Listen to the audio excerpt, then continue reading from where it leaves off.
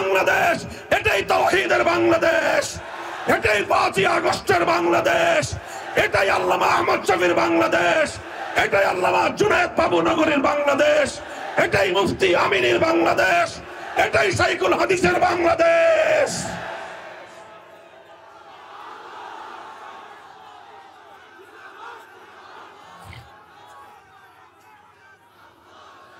সেই তাওহীদি বাংলাদেশকে এবার রাজনৈতিকভাবে বিজয়ী করতে হবে। কথা বলেন ঠিক না বেঠিক? একটা বিপ্লব করতে হবে, বিপ্লব। সেই বিপ্লবের মাধ্যমে ইসলাম কায়েম হবে ইনশাআল্লাহ। চূড়ান্তভাবে আল্লাহর কোরআনের দ্বীন কায়েম হবে, কোরআনের রাজ কায়েম হবে ইনশাআল্লাহ। বাংলাদেশের মানুষ আমরা অনেক রং দেখেছি। একবার আমরা সোনার বাংলাদেশ দেখেছি, আরেক দল এসে নতুন বাংলাদেশ দেখিয়েছে, আরেকজন এসে সবুজ বাংলাদেশ দেখিয়েছে, এরপরে আরেকজন এসে ডিজিটাল বাংলাদেশ দেখাইছে, এরপরে সর্বশেষ আমরা স্মার্ট বাংলাদেশও দেখেছি। সব রঙের বাংলাদেশ দেখা শেষ। এবার আমরা দেখতে চাই ইসলামের বাংলাদেশ, এবার আমরা দেখতে চাই খেলাফতের বাংলাদেশ। সেই বাংলাদেশ গড়বার জন্য আর কিছু নয়, বিপ্লব প্রয়োজন, বিপ্লব প্রয়োজন। সেই বিপ্লবের জন্য কারা কারা বিপ্লবে যোগ দিবা, কারা বিপ্লবী হবা? আওয়ামী লীগ যারা করেছেন, আগামী দিনেও যদি করার ইচ্ছা থাকে, আমাদেরকে এই প্রশ্নের জবাব দিয়ে আওয়ামী লীগের রাজনীতি করবেন।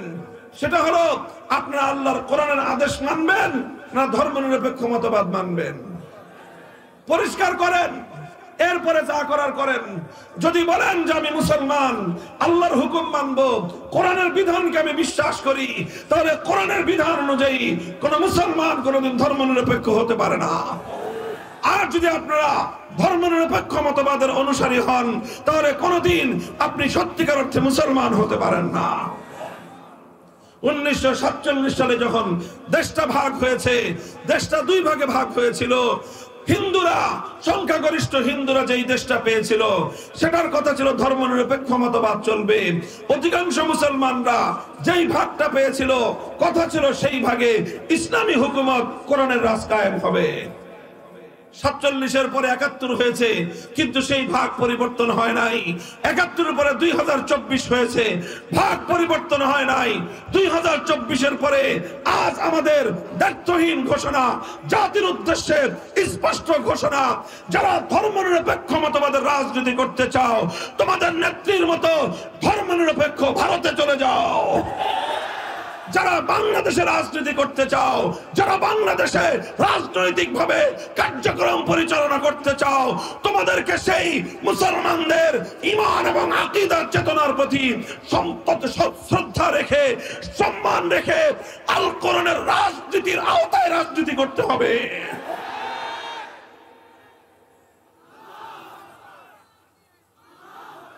এই জন্য আজ মুসলমানদেরকে আমরা একটা কথাই বলি, হে মুসলিম উম্মাহ, হে মুসলমানদের যুব সমাজ, যদি আমরা তৈরি হই, ইনশাআল্লাহ এদেশে ইসলাম ছাড়া আর কিছু চলতে পারে না। কথা বলেন ঠিক না বেঠিক? 5ই আগস্ট, জুলাই এবং আগস্টের বিপ্লবের মাধ্যমে আল্লাহ পাক প্রমাণ করে দিয়েছেন, বিপ্লবের জন্য বড় কোনো রাজনৈতিক দল লাগে না। আল্লাহ দেখায় দিয়েছেন, বিপ্লবের জন্য বড় কোনো নেতার প্রয়োজন নাই। বিপ্লবের জন্য যখন দেশের মানুষ প্রস্তুত হয়, যুব সমাজ, আবু সাইদ এবং মুগ্ধরা যখন বুক পেতে দিয়ে জালিমের বুলেটের আঘাতকে তারা সহ্য করতে পারে, যখন তারা অকাতরে রক্ত দিতে শিখে যায়, সেই রক্তদানকারী, শাহাদাত বরণকারী ইমানি কাফেলাকে দাবায় রাখবার শক্তি কারো নাই। কাজেই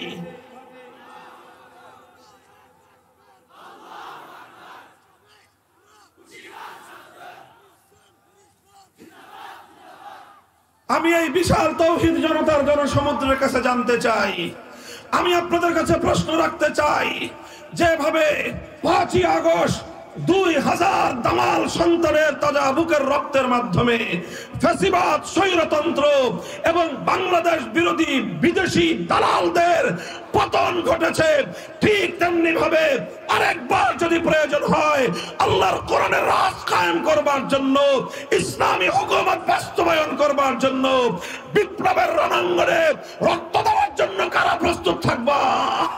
পূর্বধলা মারকাজ শাহাবুদ্দিন আল ইসলামীর উদ্যোগে আয়োজিত আজকের এই দস্তারবন্দি উপলক্ষে আজিমুশান ইসলামী মহাসম্মেলনে উপস্থিত হযরত উলামায়ে কেরাম, সম্মানিত মুরব্বী সাহেবান, সমবেত দিন দরদি ইসলাম প্রিয় তৌহিদি মুসলমান ভাই ও বন্ধুগণ, পর্দার অন্তরাল বাসাবাড়িতে অবস্থানরত আমার সম্মানিত মা ও বোনেরা, আমি সর্বপ্রথম আপনাদেরকে অভিনন্দন জ্ঞাপন করছি, শুকরিয়া আদায় করছি আপনাদের যে আপনারা আজকের এই মাহফিলে উলামায়ে কেরামের ডাকে সাড়া দিয়ে যে বিপুল পরিমাণ ধর্মপ্রাণ মুসলমান এখানে উপস্থিত হয়েছেন। এর মাধ্যমে এই এলাকায় এবং এই এলাকার এই দৃশ্যের মাধ্যমে সারা দেশের সামনে ইসলাম এবং মুসলমানদের, আলেম ওলামাদের একটা প্রভাব এবং একটা শক্তির প্রদর্শনী হলো। আল্লাহ পাক রব্বুল আলামিন ইসলামের পক্ষে আপনাদের এই উপস্থিতিকে কবুল করেন। সর্বশেষ আমরা 2021 সালে আমাদের গ্রেফতার হওয়ার কিছুদিন আগে আমরা এমনই হঠাৎ অল্প সময়ের এক প্রোগ্রামে আপনাদের এখানে এসেছিলাম। যখন বাংলাদেশে কোথাও আমাকে প্রোগ্রাম করতে দেওয়া হয় না, সেই সময়ে রাষ্ট্রযন্ত্র, স্বৈরাচারী ফ্যাসিবাদী যুগের ফেরাউন, ভিনদেশী কৃতদাসী শেখ হাসিনার জুলুমতন্ত্রের চূড়ান্ত নিগৃহণের শিকার হয়ে বাংলাদেশের যেখানেই আমার মাহফিল হতো সেখানেই প্রশাসনের পক্ষ থেকে আমাদেরকে বাধা দেওয়া হতো এবং কোথাও আমাকে প্রোগ্রাম করতে দেওয়া হতো না। সেই কঠিন এবং প্রতিকূল সময়ে মাওলানা রফিকুল ইসলাম মাদানী, আপনাদের কৃতি সন্তান, আপনাদের মাটির সন্তান, সাহস করে তৎকালীন আমির হেফাজত কায়েদে মিল্লাতে ইসলামী আল্লামা জুনায়েদ বাবু নগরী রহমতুল্লাহ আলাইহি সহ আমাদেরকে এখানে এনে সে হকের পক্ষে, ইসলামের পক্ষে একটা বলিষ্ঠ অবস্থান তুলে ধরেছিল। এর কিছুদিন পরেই আমরা কারারুদ্ধ হয়ে যাই, মাঝখানে দীর্ঘ 3 বছর সময় অতিক্রান্ত হয়ে যায়। এই আমাদের কারামুক্তির পরের এই প্রথম বছর চলছে, আবারও আপনাদের সঙ্গে সাক্ষাতের সুযোগ হলো, আল্লাহ পাকের শুকরিয়া আদায় করি। মুহতারাম হাজিরিন, খুব দীর্ঘ কোনো কথা আমি আপনাদের কাছে বলবো না। যখন সেই ব্রিটিশ ভারতবর্ষে, ব্রিটিশরা এই ভারতবর্ষ, এই ভারত, পাকিস্তান, বাংলাদেশ সহ এই ভারত উপমহাদেশ 1757 সালে তারা দখল করে নেয়। তারা দখল করার পর তাদের হাত থেকে আবার দেশকে মুক্ত করার জন্য, স্বাধীন করার জন্য আলেম সমাজ অনেক চেষ্টা করেছেন, অনেক সংগ্রাম করেছেন, অনেক লড়াই করেছেন, এমনকি সরাসরি ব্রিটিশদের বিরুদ্ধে তারা যুদ্ধের মাঠে নেমেছেন। 1831 সালে বালাকোটের রণাঙ্গনে সৈয়দ আহমদ শহীদ রহমতুল্লাহ আলাইহির নেতৃত্বে জিহাদ হয়েছে। সেখানে বহু উলামায়ে কেরাম এবং ধর্মপ্রাণ মুসলমানরা শাহাদাত বরণ করেছেন, কিন্তু ব্রিটিশের সামনে মাথা নত করেন নাই। এরপরে আবার 1857 সালে গোটা ভারতবর্ষ জুড়ে ব্রিটিশের বিরুদ্ধে ব্যাপক সংগ্রাম হয়, প্রতিরোধ সংগ্রাম গড়ে ওঠে এবং এই গোটা প্রতিরোধ সংগ্রামে ব্রিটিশের বিরুদ্ধে এই আন্দোলন, এই জিহাদে নেতৃত্ব দেন আলেম সমাজ। 1857 সালে এই সংগ্রামের প্রধান সেনাপতি হাফেজ জামিন রহমতুল্লাহ আলাইহি শাহাদাত বরণ করেন। অন্য অনেক আলেম ওলামা শাহাদাত বরণ করেন। 1857 সালের সেই ব্রিটিশ বিরোধী সংগ্রাম এবং জিহাদের পরে কত আলেমকে তারা হত্যা করেছিল, শহীদ করেছিল, তার সঠিক কোনো পরিসংখ্যান ইতিহাসের মধ্যে সংরক্ষণ করা হয় নাই। শুধু এতটুকু বোঝা যায়, আলেমদের হত্যাকাণ্ডের যেই সংখ্যা, দিল্লি থেকে খাইবার পর্যন্ত 16 মাইল রাস্তা, এই 16 মাইল পথের রাস্তার দুই পাশে বড় বড় গাছ ছিল, সেই লাগাতার গাছ, রাস্তার দুপাশে যেরকম গাছ থাকে। ইংরেজ লেখকরা লিখেছে 1857 সালের সেই আলেমদের যুদ্ধে, উলামায়ে কেরামের পরাজয়ের পরে এই 18-16 মাইল রাস্তার দুই পাশে এমন কোনো গাছ ছিল না যেই গাছে একজন বা একাধিক আলেমকে ফাঁসি দিয়ে ঝুলানো না হয়েছে। চিন্তা করতে পারেন কত আলেমকে ফাঁসি দিয়ে হত্যা করে লাশ ঝুলিয়ে রাখা হয়েছিল। অসংখ্য আলেমদেরকে একত্রিত করে তাদেরকে শরীর থেকে কাপড় চোপড় খুলে বিবস্ত্র করে তাদেরকে মহিষের চামড়ার মধ্যে ভরে সেই চামড়া সহ জ্বলন্ত আগুনের মধ্যে ফেলে দেওয়া হয়েছে। গঙ্গা যমুনার উত্তাল স্রোতের মধ্যে তাদেরকে ফেলে দেওয়া হয়েছে। লক্ষ ওলামায়ে কেরামকে শহীদ করে ঘরে ঘরে ইতিম হয়েছে আলেমদের সন্তানেরা, বিধবা হয়েছে আলেমদের স্ত্রীরা, কোল খালি হয়েছে আলেমদের মায়েদের। এরকম লাখো প্রাণের রক্তের বিনিময়ে 1857 সালে ইংরেজদের বিরুদ্ধে যে জিহাদ করা হয়েছিল, সেই জিহাদে পরাজয় হয়েছে আলেমদের, পরাজয় হয়েছে মুসলমানদের, কিন্তু বাতিলের সামনে মাথা নত করে নাই। হকের ঝান্ডা ভুলুণ্ঠিত হয় নাই। 1857 সালের পরে 10 বছর পর্যন্ত আলেম সমাজ গোটা ভারতবর্ষে তারা ব্যাপকভাবে আত্মগোপন করেছিলেন। 10 বছর পরে 1866 সালে তারা আবার নতুন রূপে ব্রিটিশদের বিরুদ্ধে সংগ্রামের জন্য এক নতুন সংগ্রাম শুরু করেন, নতুন প্রচেষ্টা শুরু করেন, নতুন একটা পরিকল্পনা নিয়ে তারা মাঠে নামেন। সেই নতুন পরিকল্পনার নাম হলো দারুল উলুম দেওবন্দ। 1866 সালে এই দেওবন্দ মাদ্রাসা প্রতিষ্ঠা করা হয়।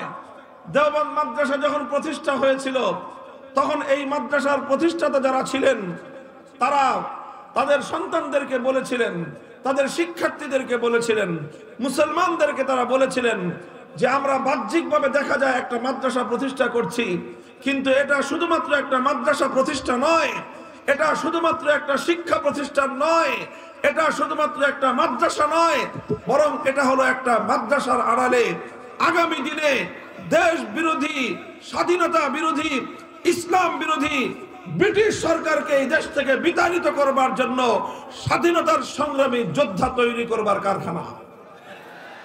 এবং ঠিকই দেখা গেল সেই দেওবন্দ থেকে যে সকল সন্তানরা জন্মগ্রহণ করেছেন, 80 বছর পর্যন্ত তারা ব্রিটিশের বিরুদ্ধে লড়াই করেছেন, যুদ্ধ করেছেন, সংগ্রাম করে শেষ পর্যন্ত ব্রিটিশকে এদেশ থেকে বিতাড়িত করে ছেড়েছেন। মুহতারাম হাজিরিন, আমরা সেই দারুল উলুম দেওবন্দের সন্তান।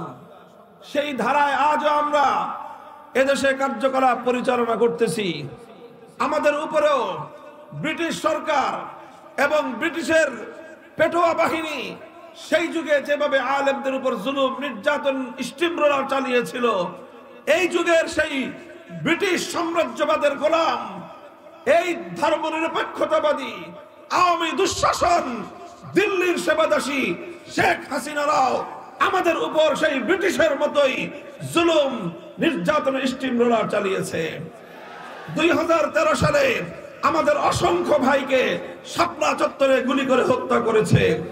2021 সালে নরঘাতক নরেন্দ্র মোদীর বাংলাদেশ আগমনের বিরুদ্ধে প্রতিবাদ করায় হাটহাজারী, ব্রাহ্মণবাড়িয়া সহ বাংলাদেশে আমাদের প্রায় 25 থেকে 26 জন হেফাজতে ইসলামের নেতা কর্মী, আলেম এবং ছাত্রদেরকে পাখির মতো গুলি করে তারা হত্যা করেছে।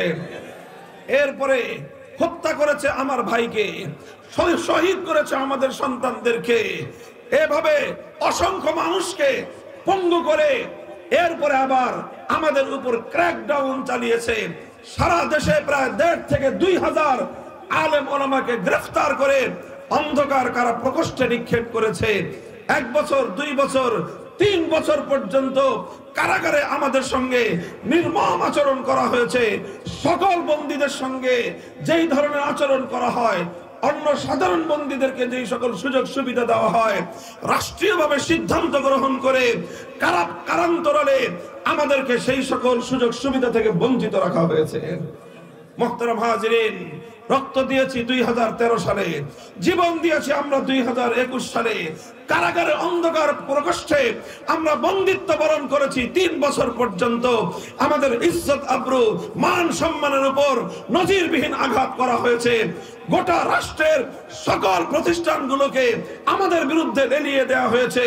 শুধু একটা কারণে আমরা হকের কথা বলি, ইসলামের কথা বলি, আল্লাহর জমিনে আল্লাহর দ্বীনকে আমরা বিজয়ী করতে চাই, কোরআনী রাজ কায়েম করতে চাই, অন্যায়ের বিরুদ্ধে আমরা রুখে দাঁড়াতে চাই।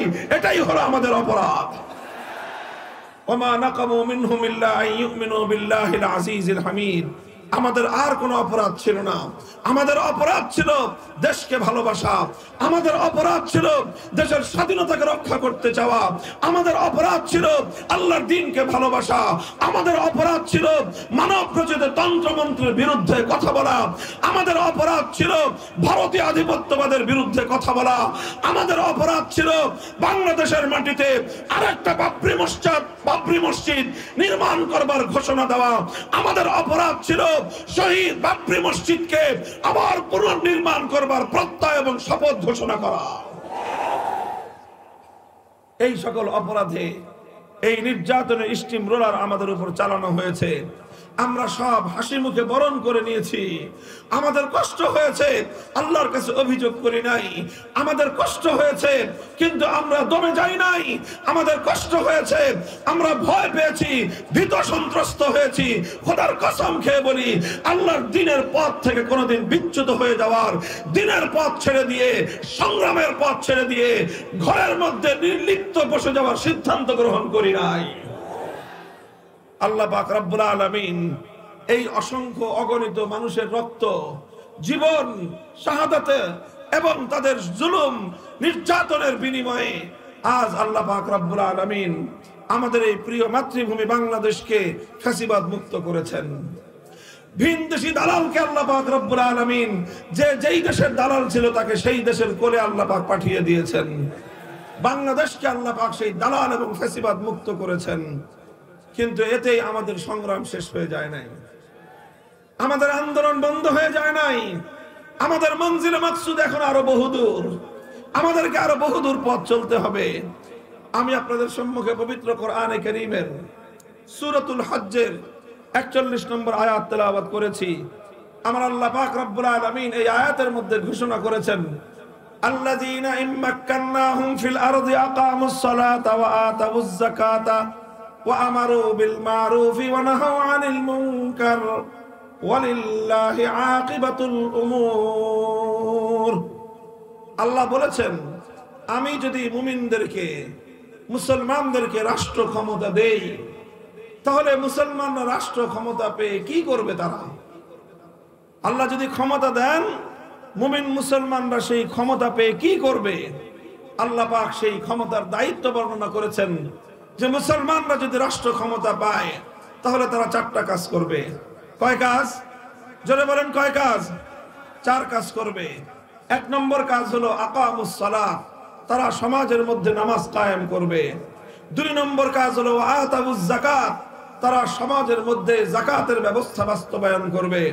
3 নম্বর কাজ হলো আমারু বিল মারুফ, তারা মানুষকে সৎ কাজের আদেশ দিবে। 4 নম্বর কাজ হলো ওয়া নাহাউ আনিল মুনকার, তারা জাতিকে অন্যায়, অসৎ, শরীয়ত গর্হিত নিষিদ্ধ কাজ থেকে বাধা দিবে, নিষেধ করবে। এই 4 কাজ হলো, যদি কোনো মুসলমান রাষ্ট্র ক্ষমতা পায় তাহলে এই হবে তাদের দায়িত্ব। এই আপনারা বসেন, কারা উঠতেছেন? কথা শেষ করে দিব, কথা শেষ করে দিব। তাহলে এই চাচাদেরকে বসান, পাঞ্জাবি পিছন দিয়ে টান দিয়ে ধরেন, বসান, এদেরকে বসান। যেগুলো উঠতেছে এদেরকে বসান, একেবারে জায়গায় জায়গায় জায়গায় পাঞ্জাবি টান দিয়ে ধরে বসান। বিশৃঙ্খলা করতে আসছে সমাবেশের মধ্যখানে, বসান, কেউ যেন উঠতে না পারে। একটা লোক উঠতে দিবেন না, ঠিক আছে? তাহলে আল্লাহ বলছেন, ইমানদাররা যদি ক্ষমতা পায় 1 নম্বর কাজ করবে, নামাজ কায়েম করবে। 2 নম্বর কাজ যাকাত ব্যবস্থা বাস্তবায়ন করবে। 3 নম্বর কাজ সৎ কাজের আদেশ দিবে। 4 নম্বর কাজ অন্যায় এবং অসৎ কাজে বাধা দিবে। তাহলে আল্লাহ প্রদত্ত রাষ্ট্র সরকারের দায়িত্ব, যেই দায়িত্বগুলো আল্লাহ দিয়েছেন সে দায়িত্বগুলো পালন হোক, এমন সরকারকে আপনারা চান? এমন রাষ্ট্রকে আপনারা চান? মুহতারাম হাজিরিন, এই জন্য যদি কোনো মুসলমান যদি সে আল্লাহর কোরআনকে বিশ্বাস করে, কোন মুসলমান সে যদি ইসলামকে বিশ্বাস করে, কোন মুসলমান যদি আল্লাহকে বিশ্বাস করে, তাহলে সে রাষ্ট্র ক্ষমতা পেলে এই চার কাজের বাইরে যেতে পারে না। এই জন্য আমরা বলি কোন মুসলমান যারা ইসলামকে বুঝেছে, যারা আল্লাহর কোরআনকে মানে, তারা কোনোদিন ধর্ম নিরপেক্ষতার রাজনীতি করতে পারে না। বলবেন কেন ধর্ম নিরপেক্ষতার রাজনীতি করতে পারে না? কারণ ধর্ম নিরপেক্ষ একটা রাজনৈতিক মতবাদ। এই মতবাদ কি বলে? এই মতবাদের অর্থ কি? ধর্ম নিরপেক্ষ মতবাদের অর্থ হলো রাষ্ট্রের সাথে ধর্মের কোনো সম্পর্ক থাকতে পারবে না। ধর্ম নিরপেক্ষ মতবাদ বলে, এটা উঠে কে?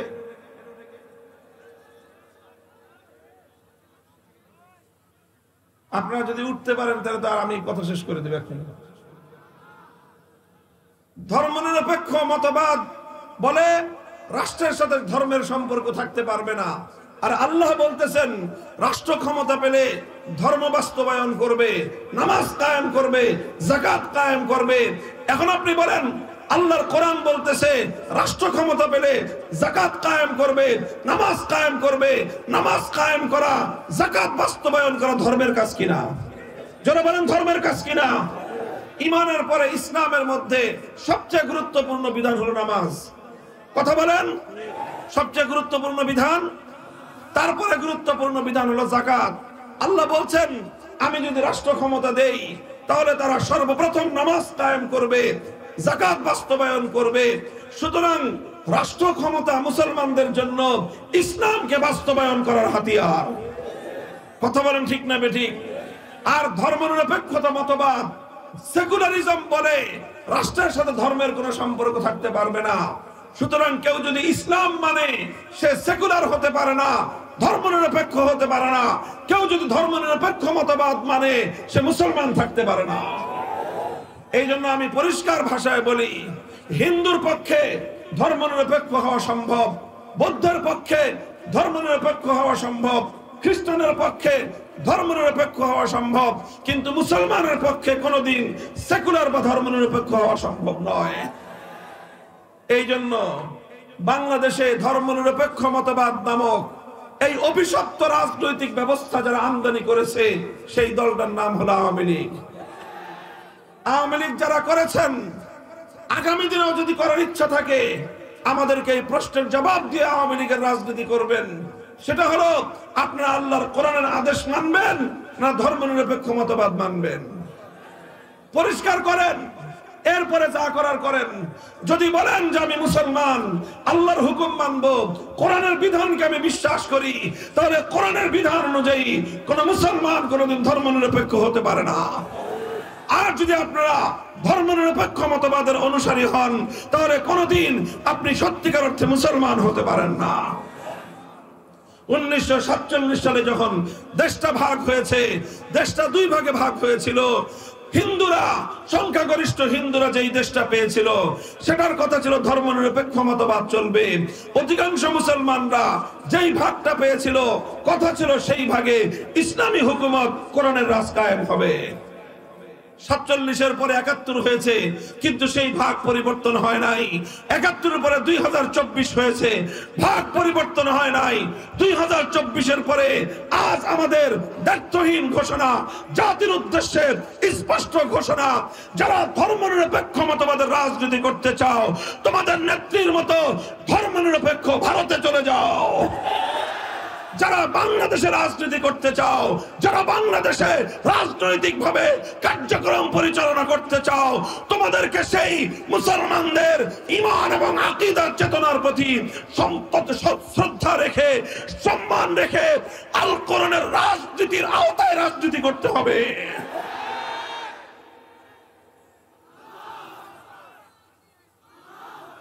এই জন্য আজ মুসলমানদেরকে আমরা একটা কথাই বলি, হে মুসলিম উম্মাহ, হে মুসলমানদের যুব সমাজ, যদি আমরা তৈরি হই, ইনশাআল্লাহ এদেশে ইসলাম ছাড়া আর কিছু চলতে পারে না। কথা বলেন ঠিক না বেঠিক? 5ই আগস্ট জুলাই এবং আগস্টের বিপ্লবের মাধ্যমে আল্লাহ পাক প্রমাণ করে দিয়েছেন বিপ্লবের জন্য বড় কোনো রাজনৈতিক দল লাগে না। আল্লাহ দেখায় দিয়েছেন বিপ্লবের জন্য বড় কোনো নেতার প্রয়োজন নাই। বিপ্লবের জন্য যখন দেশের মানুষ প্রস্তুত হয়, যুব সমাজ আবু সাইদ এবং মুগ্ধরা যখন বুক পেতে দিয়ে জালিমের বুলেটের আঘাতকে তারা সহ্য করতে পারে, যখন তারা অকাতরে রক্ত দিতে শিখে যায়, সেই রক্তদানকারী শাহাদাত বরণকারী ইমানি কাফেলাকে দাবায় রাখবার শক্তি কারো নাই। কাজেই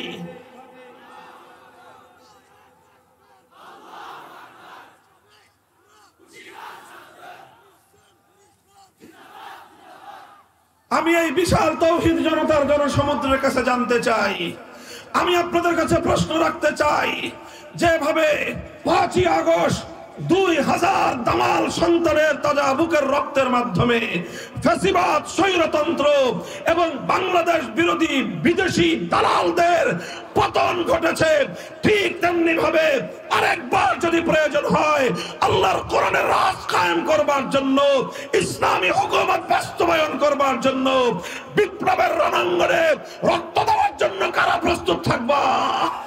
ভাই আলহামদুলিল্লাহ, আজ বাংলাদেশের প্রতিটি স্কুল, কলেজ, ইউনিভার্সিটি গুলোতে এবং আলিয়া মাদ্রাসা, কওমি মাদ্রাসা, সব জায়গায় যুবকদের মধ্যে আজকে বিপ্লবী চেতনা দানা বেঁধে উঠেছে। এই যুবকদেরকে যদি সঠিকভাবে নেতৃত্ব দেওয়া যায়, তাওহীদের চেতনায় যদি তাদেরকে উজ্জীবিত করা যায়, বিপ্লব আসবে বাংলাদেশ ইনশাআল্লাহ। 5ই আগস্টের বিপ্লবের মাধ্যমে যেমনি ভাবে টেকনাফ থেকে তেতুলিয়া পর্যন্ত মুসলিম জনপদে মুসলমানদের জাতীয় স্থাপনায় ভাস্কর্য নামক যত মূর্তি ছিল সব মূর্তি ভেঙে গুড়িয়ে দেওয়া হয়েছে। এই মূর্তি ভাঙা বাংলাদেশ, এটাই হলো ইসলামের বাংলাদেশ, এটাই হলো তাওহীদি জনতার বাংলাদেশ। তবে আমরা কোনোদিন হিন্দুদের কোন মন্দিরের মূর্তি ভাঙি না। কথা বলেন ঠিক না বেঠিক? 5ই আগস্টের পর থেকে কোন হিন্দুদের মন্দিরে একটা ফুলের টোকাও লাগে নাই, তাদের কোন প্রতিমার গায়ে কেউ আঁচড় দেয় নাই। সাম্প্রদায়িক সম্প্রীতির দৃষ্টান্ত স্থাপন করেছে বাংলাদেশ।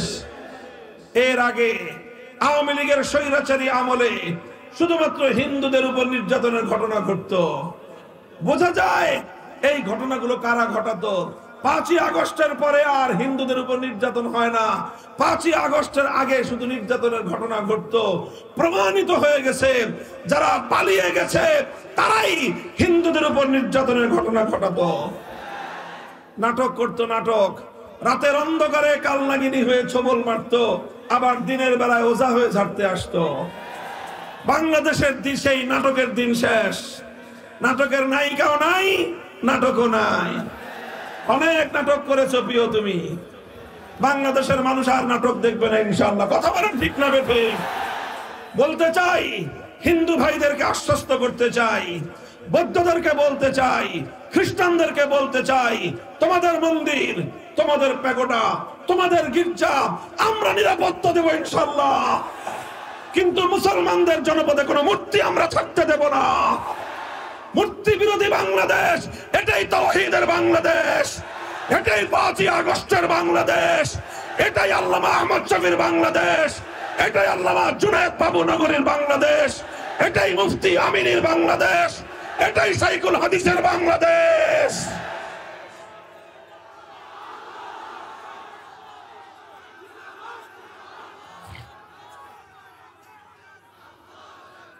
সেই তাওহীদি বাংলাদেশকে এবার রাজনৈতিক ভাবে বিজয়ী করতে হবে। কথা বলেন ঠিক না বেঠিক? একটা বিপ্লব করতে হবে, বিপ্লব। সেই বিপ্লবের মাধ্যমে ইসলাম কায়েম হবে ইনশাআল্লাহ। চূড়ান্ত ভাবে আল্লাহর কোরআনের দ্বীন কায়েম হবে, কোরআনের রাজ কায়েম হবে ইনশাআল্লাহ। বাংলাদেশের মানুষ আমরা অনেক রং দেখেছি। একবার আমরা সোনার বাংলাদেশ দেখেছি, আরেক দল এসে নতুন বাংলাদেশ দেখিয়েছে, আরেকজন এসে সবুজ বাংলাদেশ দেখিয়েছে, এরপরে আরেকজন এসে ডিজিটাল বাংলাদেশ দেখাইছে, এরপরে সর্বশেষ আমরা স্মার্ট বাংলাদেশও দেখেছি। সব রঙের বাংলাদেশ দেখা শেষ। এবার আমরা দেখতে চাই ইসলামের বাংলাদেশ, এবার আমরা দেখতে চাই খেলাফতের বাংলাদেশ। সেই বাংলাদেশ গড়বার জন্য আর কিছু নয়, বিপ্লব প্রয়োজন, বিপ্লব প্রয়োজন। সেই বিপ্লবের জন্য কারা কারা বিপ্লবে যোগ দিবা, কারা বিপ্লবী হবা? ইসলাম, ইসলাম, জিন্দাবাদ, জিন্দাবাদ, নারায়ে তাকবীর, মামুনুল হক, মামুনুল হক, আমরা আছি তোমার সাথে, নারায়ে তাকবীর। হ্যাঁ, ইসলামী বিপ্লব আনার জন্য কাজ করবেন তো ইনশাআল্লাহ? শুধু মুখের কথায়, শুধু স্লোগানে, শুধু বক্তৃতায় না, কাজের মাধ্যমে? ঘাম ঝরানো কাজ করতে হবে, চোখের অশ্রু দিয়ে আল্লাহর কাছে সাহায্য চাইতে হবে, চূড়ান্ত পর্যায়ে বুকের তাজা রক্ত দিয়ে শহীদ ঈদগাহে যেতে হবে। শহীদ ঈদগাহে যাবো তো ইনশাআল্লাহ। নাসরুম মিনাল্লাহি ওয়া ফাতহুন করিব। ইনশাআল্লাহ বাংলাদেশের ইসলামকে কেউ ঠেকায় রাখতে পারবে না। আল্লাহ পাক সেই সোনালী দিন দেখার তৌফিক দান করুন। সুবহানাল্লাহি ওয়া বিহামদিহি, সুবহানাকাল্লাহুম্মা ওয়া বিহামদিক।